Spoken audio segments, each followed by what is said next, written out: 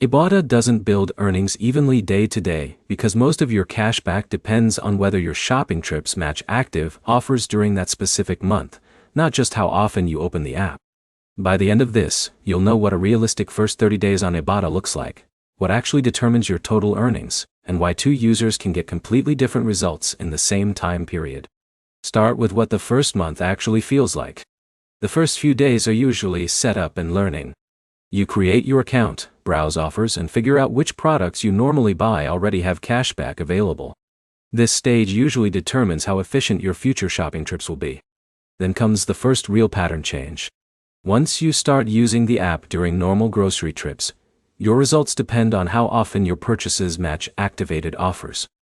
If you shop without checking the app first, you'll see fewer rewards. If you plan even slightly around available offers, your earnings start to stack up faster. Now the biggest factor in your 30-day outcome. It's not the app itself. It's your shopping behavior. Users who only scan receipts after shopping tend to see slower growth because they miss offers they could have activated beforehand. Users who check offers before checkout usually see more consistent cashback accumulation. There's also timing variation.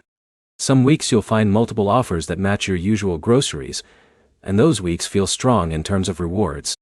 Other weeks have fewer relevant deals, and your earnings naturally slow down even if your spending stays the same. This is why the first month can feel unpredictable.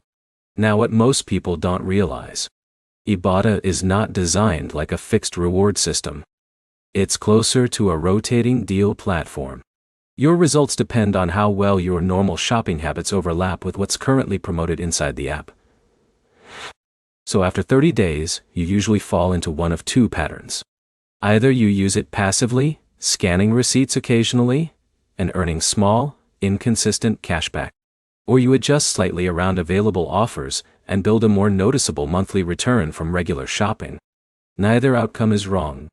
They're just different levels of engagement.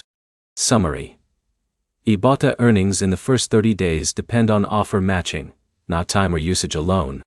Planning purchases increases consistency. Passive scanning leads to smaller, uneven rewards. Next step: track your last 3 grocery trips and check how many items would have qualified if you had activated offers beforehand. That gives you a clear picture of your potential earnings.